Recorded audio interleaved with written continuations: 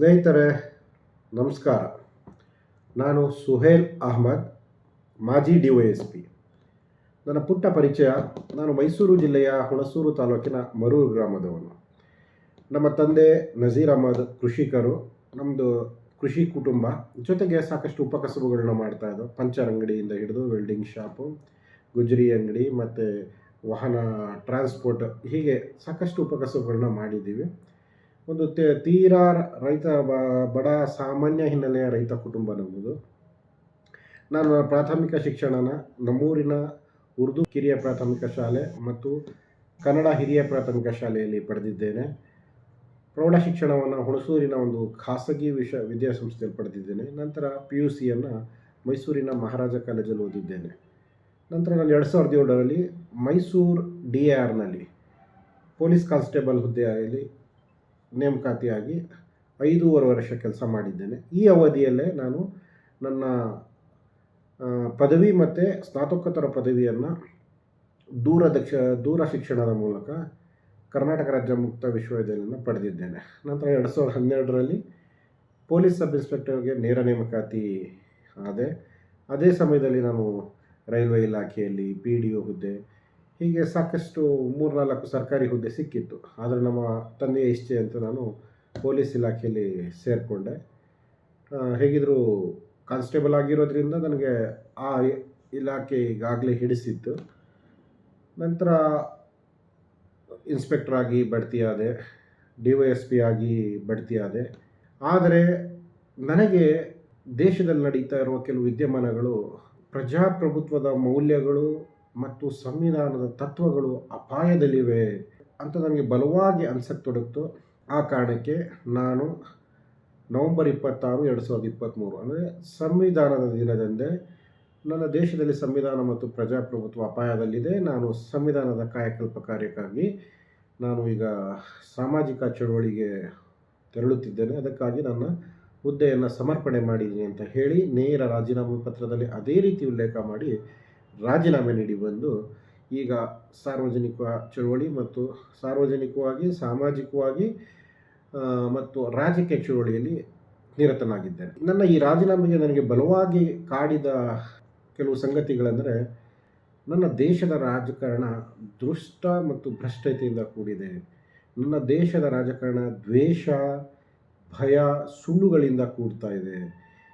ನನ್ನ ದೇಶದ ರಾಜಕಾರಣ ತನ್ನ ಪ್ರಜೆಗಳಲ್ಲೇ ಪ್ರಜಾಭೇದ ಮಾಡ್ತಾ ಇದೆ, ಪ್ರಜಾ ತಾರತಮ್ಯ ಮಾಡ್ತಾ ಇದೆ. ಆ ನಿಟ್ಟಿನಲ್ಲಿ ನಾನು ನನ್ನ DYSP ಒಂದು ಇತಿಮಿತಿಯ ಕಾರ್ಯಕ್ಷೇತ್ರದ ಹುದ್ದೆಯಲ್ಲಿ ನಾನು ಇನ್ನು ಮುಂದುವರಿಯಲಾರೆ. ನಾನು ವ್ಯಕ್ತಿಗತ ಧ್ವನಿಯಾಗಿ ಇವೆಲ್ಲವನ್ನು ಖಂಡಿಸಬೇಕು, ವಿರುದ್ಧವಾಗಿ ಧ್ವನಿ ಎತ್ತಬೇಕು, ಒಂದು ಚಳವಳಿ ಕಟ್ಟಬೇಕು. ಯಾಕಂದರೆ ಪ್ರಜಾಪ್ರಭುತ್ವದ ಜೀವಾಳವೇ ಚಳವಳಿ ಆಗಿರೋದ್ರಿಂದ ಈಗ ಮತ್ತೊಮ್ಮೆ ಭಾರತದ ಪ್ರಜಾಪ್ರಭುತ್ವ ವ್ಯವಸ್ಥೆ ಪ್ರತಿ 40ರಿಂದ 50 ವರ್ಷಕ್ಕೊಮ್ಮೆ ಚಳುವಳಿಯನ್ನು ಬಯಸುತ್ತೆ. ಮತ್ತು ಆ ಕಾಲ ಸನ್ನಿಹಿತವಾಗಿದೆ ಅಂತ ಅನಿಸ್ತು. ಆ ನಿಟ್ಟಿನಲ್ಲೇ ನಮ್ಮ ದೆಹಲಿಯಲ್ಲಿ ಕೇಂದ್ರ ಸರ್ಕಾರ ಜಾರಿಗೆ ತಂದಿರೋ 3 ಕರಾಳ ಕಾಯ್ದೆ ವಿರುದ್ಧ ಒಂದು ದೊಡ್ಡ ಮಟ್ಟದ ಪ್ರತಿಭಟನೆ ನಡೀತಾ ಇತ್ತು. ಆ ಪ್ರತಿಭಟನೆ ನಡೀತಾ ಇರುವಾಗ ಆ ಪ್ರತಿಭಟನೆಯನ್ನು ನಮ್ಮ ಕೇಂದ್ರ ಸರ್ಕಾರ ಹತ್ತಿಕ್ಕಿದ ರೀತಿ ಅದು ನನ್ನ ತುಂಬ ಬಾಧಿಸ್ತು. ನಮ್ಮ ರೈತರನ್ನ, ಅವ್ರ ಗಡಿಗಳನ್ನ ಮುಚ್ಚಿ, ಅವ್ರನ್ನ ತಂತಿ ಬೇಲಿ, ಮುಳುಗೋಲಿ ಹಾಕಿ, ಅವರ ಪ್ರವೇಶ ನಿಯಂತ್ರಣನ ಅವ್ರನ್ನ ಹೇರಿ, ಅವರ ನೀರು ಸಂಪರ್ಕ, ಅವರ ವಿದ್ಯುತ್ ಸಂಪರ್ಕ ಎಲ್ಲ ಕಡಿತಗೊಳಿಸಿ ಅವ್ರನ್ನ ನಾನಾ ರೀತಿ ಹಿಂಸೆಗೊಳಪಡಿಸ್ತು. ಎಲ್ಲದಕ್ಕಿಂತ ಹೆಚ್ಚಾಗಿ ಯಾರನ್ನ ನಾವು ಅನ್ನದಾತರ ಅಂತ ಹೇಳ್ತಾ ಇದೀವೋ ಆ ಅನ್ನದಾತನ್ನೇ ಗಂಜಿಗಿರಾಕಿ ಅಂತ ಅಪಪ್ರಚಾರ ಹೇಳಿಸಿದ್ರು. ಅವ್ರನ್ನೇ ಭಯೋತ್ಪಾದಕ ಅಂದರು, ಖಲಿಸ್ತಾನಿಗಳು ಅಂದರು. ಈ ಹಿಂದೆಯೂ ಕೂಡ ದೇಶದಲ್ಲಿ ಸೈನಿಕರ ಹೆಸರಲ್ಲಿ ಚುನಾವಣೆಯಲ್ಲಿ ಮತ ಕೇಳಿದರು. ಇಲ್ಲಿ ಸೈನಿಕನೂ ಹೆಸರಲ್ಲೂ ರಾಜಕಾರಣ ನಡೀತೈತೆ, ಅನ್ನದಾತನೂ ಹೆಸರಲ್ಲೂ ರಾಜಕಾರಣ ನಡೀತೆ. ಆದರೆ ಇವೆರಡೂ ವರ್ಗಗಳು ಕೂಡ ಸುರಕ್ಷಿತವಲ್ಲ. ಯಾಕಂದರೆ ಅವರ ಅವಕಾಶವಾದಕ್ಕೆ ಇವೆರಡು ವರ್ಗಕ್ಕೂ ಕೂಡ ಅಪವಾದ ಮಾಡ್ತಾ ಇದ್ದಾರೆ, ಅಪಪ್ರಚಾರ ಹೇಳಿಸ್ತಾ ಇದ್ದಾರೆ. ಮತ್ತು ತುಂಬ ಬಾಧಿಸ್ತು ನನಗೆ ಆ ರೈತ ಪ್ರತಿಭಟನೆನ ಇವರು ಫ್ಯಾಸಿಸ್ಟ್ ಧೋರಣೆಯಿಂದ ಹತ್ತಿಕ್ಕಿದ ರೀತಿ ಇದೆಯಲ್ಲ, ಅದು ನನ್ನ ತುಂಬ ಬಾಧಿಸ್ತು.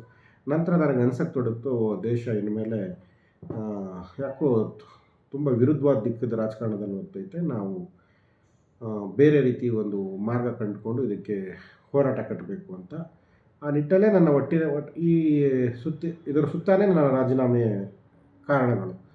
ಮತ್ತು ಅದೇ ಸಮಯದಲ್ಲಿ ಏನು ಸಂವಿಧಾನಿಕ ಸಂಸ್ಥೆಗಳು, ಮಾಧ್ಯಮಗಳಂತೂ ಸಂಪೂರ್ಣ ಕಾರ್ಪೊರೇಟ್ಮಯ ಆಗವೆ.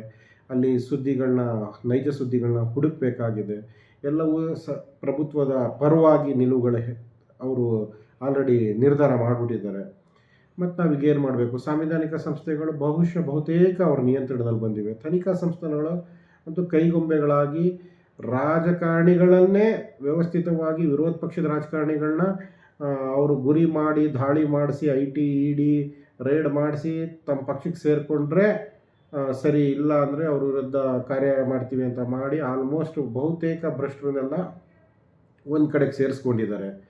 ಈ ರೀತಿ ಇವೆಲ್ಲ ಆದಮೇಲೆ ಪರ್ಯಾಯವಾಗಿ ಏನೋ ನಾವು ಮಾಡಬೇಕಲ್ಲ. ಮತ್ತು ಈ ಹಿಂದೆ ರಾಜಕಾರಣ ಹೇಗಿತ್ತು ಅಂದರೆ, ಒಂದು ದೇಶದಲ್ಲಿ ಸ್ವತಂತ್ರ ಪೂರ್ವದಲ್ಲಿ 565 ಕುಟುಂಬಗಳ ರಾಜಮನೆತನ ಕುಟುಂಬಗಳ ಹಿಡಿತದಲ್ಲಿತ್ತು. ಈಗ ಅದೇ 550 ಜಿಲ್ಲೆಯಲ್ಲಿ ಇಂಟು 3 ಮಾಡ್ಕೊಳ್ಳಿ. ಒಂದೊಂದು ಕುಟುಂಬಕ್ಕೆ 3 ಪಕ್ಷದಿಂದ 3 ಪಾರ್ಟಿಗಳವರು ರಾಜಕಾರಣನ ಮಾಡ್ತಾಯಿದ್ದಾರೆ. ಉಳಿದಿದ್ದ ಜನ ಸಮುದಾಯ, ನಾಗರಿಕ ಸಮುದಾಯ ಮೂಕ ಪ್ರೇಕ್ಷಕವಾಗಿ ಅಸಹಾಯಕವಾಗಿ ರಾಜಕಾರಣ ನಮಗೆಲ್ಲ ಅಲ್ಲ, ರಾಜಕಾರಣ ನಮ್ಮ ಕೈಲಿ ಆಗಲ್ಲ ಅಂತ ಮಾನಸಿಕವಾಗಿ ದಿವಾಳಿ ರೀತಿ ಒಪ್ಕೊಂಡು ಅದನ್ನು ಅವ್ರಿಗೆ ಸರೆಂಡರ್ ಮಾಡಿಬಿಟ್ಟಿದ್ದಾರೆ. ಅದಕ್ಕಿಂತ ಹೆಚ್ಚು ವಿಶೇಷತೆ ಏನಪ್ಪ ಅಂದರೆ, ರಾಜಕಾರಣ ಇವತ್ತು ಒಂದು ದೊಡ್ಡ ಬಂಡವಾಳದ ದುಬಾರಿ ಉದ್ಯಮವಾಗೈತೆ. ಅವು ವ್ಯವಸ್ಥಿತವಾಗಿ ಬಡವರ ಪಡವಾದ ಶಿಕ್ಷಣ ಸಂಸ್ಥೆಗಳು, ಸರ್ಕಾರಿ ಶಾಲೆಗಳು ನೋಡಿ ಪರಿಸ್ಥಿತಿ ಏನಾಗಿದೆ. ಎಲ್ಲವೂ ಮುಚ್ತಾ ಇದ್ದಾರೆ. ಸರ್ಕಾರಿ ಆಸ್ಪತ್ರೆಗಳು ಪಾಳು ಬೀಳ್ತಾ ಇದ್ದಾರೆ, ಯಾರೂ ಕೇಳೋರಿಲ್ಲ. ಸರ್ಕಾರಿ ಶಿಕ್ಷಣ ಮತ್ತು ಸರ್ಕಾರಿ ಆರೋಗ್ಯ ಕ್ಷೇತ್ರ ಎರಡೂ ಕೂಡ ಬೇಕಾಬಿಟ್ಟಿಯಾಗಿ ಯಾರು ಕೇಳದಿರೋ ಮಟ್ಟಿಗಾಗಿದೆ. ದುರಂತ ಏನಪ್ಪ ಅಂದರೆ, ಯಾರು ಸರ್ಕಾರಿ ಶಾಲೆಗಳ ಈ ಅವಸ್ಥೆಗೆ ಮತ್ತು ಆಸ್ಪತ್ರೆಗಳ ಅವಸ್ಥೆಗೆ ಕಾರಣಕರ್ತರಾಗಿದ್ದಾರೋ ಖಾಸಗಿ ಶಾಲೆಯ ಮಾಲೀಕರು ಮತ್ತು ಆಸ್ಪತ್ರೆಗಳ ಮಾಲೀಕರೇ ನಮ್ಮ ಜನಪ್ರತಿನಿಧಿಗಳಾಗ್ತಾ ಇದ್ದಾರೆ. ನಾವು ಅವ್ರನ್ನೇ ಹೊತ್ತು ಮೆರೆಸ್ತಾ ಇದ್ದೀವಿ. ಅಂದರೆ ಬಹುತೇಕ ರಾಜಕಾರಣ ಹೇಗಾಗಿದೆ ಅಂದರೆ, ಶ್ರೀಮಂತರು ಬಡವರಿಗಾಗಿ ಮಾಡುವ ಒಂದು ಸೇವೆ ಆಗೈತೆ. ಬಡವರು ಇಲ್ಲಿ ಕೇವಲ ಮೂಕ ಪ್ರೇಕ್ಷಕರು, ಅವ್ರ ಸೇವೆಗೆ ಕಂಕಣಬದ್ಧರಾಗಿ ಶ್ರೀಮಂತರೇ ಅಷ್ಟೇ ಮಾಡ್ಬೋದು ಇದು ರಾಜಕಾರಣ ಅನ್ನೋ ರೀತಿ ಆಗುತ್ತೆ. ಅಂದರೆ ದೇಶದಲ್ಲೇ 90 ಕೋಟಿ ಅಂದರೆ ಬಹುಸಂಖ್ಯಾತರು ಬಡವರಿದ್ದೀವಿ. ಅಂದರೆ ಈಗ ನಾವು ನಮ್ಮ ಬೇಕು ಬೇಡುಗಳನ್ನ ಶ್ರೀಮಂತರಿಗೆ ವಹಿಸ್ಬಿಟ್ಟು ಕುಂತಿದ್ದೀವಿ. ಪ್ರಜಾಪ್ರಭುತ್ವ ವ್ಯಾಖ್ಯಾನವೇ ಬದಲಾಗಿದೆ. ಜನರಿಗೋಸ್ಕರ ಅನ್ನೋ ವ್ಯಾಖ್ಯಾನ ಉದ್ಯಮಿಗಳಿಗಾಗಿ ಎಂಬ ರೀತಿಯಾಗಿದೆ. ಯಾಕಂದರೆ ಭ್ರಷ್ಟಾಚಾರ ಮಾನ್ಯವಾಗಿಬಿಟ್ಟಿದೆ. ಭ್ರಷ್ಟಾಚಾರ ಕಾನೂನು ಮಾನ್ಯತೆ ಪಡೆದಿದೆ. ಈ ದೊಡ್ಡ ಕುಳಗಳು ಯಾರು ಉದ್ಯಮಿಗಳಿದ್ದಾರೆ, ಇವರು ಎಲೆಕ್ಟ್ರೋ ಬಾಂಡ್ ಮೂಲಕ ರಾಜಕೀಯ ಪಕ್ಷಗಳಿಗೆ ಫಂಡಿಂಗ್ ಮಾಡ್ತಾ ಇದ್ದಾರೆ. ನಂತರ ಇವ್ರುಗಳಿಗೆ ಸರ್ಕಾರದವರು ಲೋನ್ ಕೊಡ್ತಾ ಇದ್ದಾರೆ. ಲೋನ್ ಕಟ್ಟೋಕ್ಕಾಗಲಿಲ್ಲ ಅಂದರೆ ಅವ್ರಿಗೆ ಮನ್ನಾ ಮಾಡ್ತಾ ಇದ್ದಾರೆ. ಇವೆಲ್ಲವೂ ವ್ಯವಸ್ಥಿತವಾಗಿ ನಡೀತಾ ಐತೆ. ಈ ಒಂದು ಕೆಲವು ದೇಶದ ಸಂಪತ್ತುಗಳನ್ನ ಅವ್ರಿಗೆಲ್ಲ ಮಾರಾಟ ಆಗ್ತೈತೆ. ಉದ್ಯಮಿಗಳಿಗೆ ಅಡಮಾನ ಇಡ್ತಾ ಇದ್ದಾರೆ. ಮತ್ತು ದೊಡ್ಡ ಸಂಸ್ಥೆಗಳನ್ನ ಯಾವುದು ಕಟ್ಟಿ ಬೆಳೆಸಿ ದೇಶ 70 ವರ್ಷಗಳಿಂದ ಕಟ್ಟಿ ಬೆಳೆಸಿರುವಂಥ ಸಂಸ್ಥೆಗಳು ಉದ್ಯಮಿಗಳ ಪಾಲಾಗ್ತಾ ಇದ್ದಾವೆ. ಖಾಸಗಿ ಮಯವಾಗ್ತಾ ಇದೆ ನಮ್ಮ ದೇಶ. ಈ ನಿಟ್ಟಿನಲ್ಲಿ ನಾವು ಇದಕ್ಕೆ ಈ ಪ್ರಜಾಪ್ರಭುತ್ವದಲ್ಲಿ ಸರ್ವ ಸಮಸ್ಯೆಗಳಿಗೂ ರಾಜಕಾರಣವೇ ಮದ್ದು. ನಾವು ಮತ್ತು ಎಲ್ಲ ಸಾಕಷ್ಟು ಸಂಘ ಸಂಸ್ಥೆಗಳು ಮಾಡ್ಕೊಂಡಿದ್ದಾರೆ. ಹಿತಾಸಕ್ತಿ, ಅವರ ವೈಯಕ್ತಿಕ ಹಿತಾಸಕ್ತಿ, ಭಾಷೆ ಹಿತಾಸಕ್ತಿ, ಜನಾಂಗದ ಹಿತಾಸಕ್ತಿ, ಸಮುದಾಯದ ಹಿತಾಸಕ್ತಿ ಅಂತ. ಆದರೆ ಎಲ್ಲ ಸಂಘಟನೆಗಳ ದೂರದೃಷ್ಟಿ ಮತ್ತು ಗುಪ್ತ ಅಜೆಂಡಾ ಏನಾಗಿರುತ್ತೆ ಅಂದರೆ, ರಾಜಕಾರಣವನ್ನು ಸಂಘಟನೆ ಮಾಡೋದಾಗಿರುತ್ತೆ. ಆ ನಿಟ್ಟಲ್ಲಿ ನಾವು ಹೇಳೋದು, ಅದನ್ನು ಮುಕ್ತವಾಗಿ ಮಾಡಬೇಕು. ಅದನ್ನು ಎಲ್ಲರೂ ಎಲ್ಲ ಧರ್ಮಗಳ, ಎಲ್ಲ ಜಾತಿಗಳ ಸಾಮಾನ್ಯ ಬಡವನಿಗೂ ಕೂಡ ರಾಜಕೀಯ ಪ್ರಾತಿನಿಧ್ಯ ಸಿಗಬೇಕು, ರಾಜಕೀಯ ಅವಕಾಶ ಸಿಗಬೇಕು. ಈಗ ಅದು ಖಂಡಿತ ಯಾರಿಗೂ ಇಲ್ಲವಾಗಿದೆ. ರಾಜಕಾರಣ ಕೇವಲ ದುಷ್ಟರ ಮತ್ತು ಭ್ರಷ್ಟರ ಪಾಲಾಗಿದೆ. ನಾವು ಅದನ್ನು ವಹಿಸ್ಬಿಟ್ಟು ನಾವು ಆರಾಮಾಗಿ ವಿರಾಮ ಮಾಡೋಂಥ ಪರಿಸ್ಥಿತಿಲಿದ್ದೀವಿ. ಈ ಕಾರಣಕ್ಕಾಗಿ ನಮಗನ್ನಿಸ್ತಾ ಇರೋದು, ನಾವು ಮುಕ್ತವಾಗಿ ಒಂದು ಒಳ್ಳೆಯ ದೇಶದ ಭವಿಷ್ಯಕ್ಕಾಗಿ, ರಾಜ್ಯದ ಭವಿಷ್ಯಕ್ಕಾಗಿ ಅದು ಕರ್ನಾಟಕದಿಂದ ಪ್ರಾರಂಭ ಮಾಡೋಣ. ಒಂದು ಒಳ್ಳೆಯ ರಾಜಕಾರಣ ಕಟ್ಟಬೇಕು. ಅದು ಕುವೆಂಪುರವರ ಆಶಯದ ಗುಣಸಂಪನ್ನ ರಾಜಕಾರಣ ಆಗಿರಬೇಕು. ಬಸವಣ್ಣನ ಕನಸಿನ ಸರ್ವರಿಗೂ ಸಮಪಾಲು, ಸರ್ವರಿಗೂ ಸಮಬಾಳು ಅದರಲ್ಲಿ ಸಿಗಬೇಕು. ಬಾಬಾ ಸಾಹೇಬ್ ಅಂಬೇಡ್ಕರ್ ಆಶಯದ ಸಮತೆಯ ರಾಜಕಾರಣ ಅದಾಗಿರಬೇಕು. ಆ ನಿಟ್ಟಿನಲ್ಲಿ ರಾಜ್ಯದ ತುಂಬ ಚಳುವಳಿ ಹಿನ್ನೆಲೆ ಆಧಾರಿತ ಜನ ನಮಗೆಲ್ಲ ಒಡನಾಡಿಗಳಾದರು. ಅವ್ರನ್ನೆಲ್ಲ ನೋಡಿದಾಗ ಒಂದು ರಾಜಕಾರಣವೇ ಚಳವಳಿ ಆಧಾರಿತ ರಾಜಕಾರಣ ಕಟ್ಟಬೇಕು. ಈ ದ್ವೇಷ ಮತ್ತು ಭಯ ಮತ್ತು ಸುಳ್ಳಿನ ರಾಜಕಾರಣವನ್ನು ಪ್ರೀತಿ, ಸತ್ಯ ಮತ್ತು ಧೈರ್ಯದಿಂದ ಎದುರಿಸಬೇಕು. ಆ ನಿಟ್ಟಿನಲ್ಲಿ ನಾವು ಒಂದು ಜಾಗೃತ ಕರ್ನಾಟಕ ಎಂಬ ಒಂದು ರಾಜಕೀಯ ಸಂಘಟನೆ ಮಾಡ್ತಾ ಇದ್ದೀವಿ. ಜನಜಾಗೃತಿ ಮಾಡಿಸ್ಬೇಕು, ಜನರಿಗೆ ಅರಿವು ಮೂಡಿಸ್ಬೇಕು, ಪ್ರಜಾಪ್ರಭುತ್ವದ ಮೌಲ್ಯ, ಸಂವಿಧಾನದ ಆಶಯಗಳ ಬಗ್ಗೆ ಜಾಗೃತಿ ಮೂಡಿಸ್ಬೇಕು. ನಿಜವಾಗ್ಲೂ ಸಂವಿಧಾನದ ಆಶಯದ ರಾಜಕಾರಣ ಕಟ್ಟಬೇಕು. ಆ ನಿಟ್ಟಿನಲ್ಲಿ ನಾವು ಜಾಗೃತ ಕರ್ನಾಟಕ ಎಂಬ ರಾಜಕೀಯ ಸಂಘಟನೆ ಮಾಡ್ತಾ ಇದ್ದೀವಿ.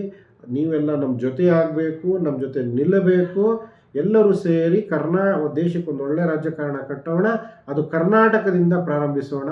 ಬನ್ನಿ, ಜೊತೆಯಾಗಿ ನಮಗೆ ಎಲ್ಲ ರೀತಿಯ ಸಹಕಾರ ಮಾಡಿ ಅಂತ ಇದರ ಸದಸ್ಯರಾಗಿ ಇದನ್ನು ಕಟ್ಟೋಣ ಅಂತ ನಿಮ್ಮನ್ನೆಲ್ಲ ಕೋರ್ಕೊಳ್ತಾ ಇದ್ದೀನಿ. ಎಲ್ಲರಿಗೂ ನಮಸ್ತೆ, ಧನ್ಯವಾದಗಳು.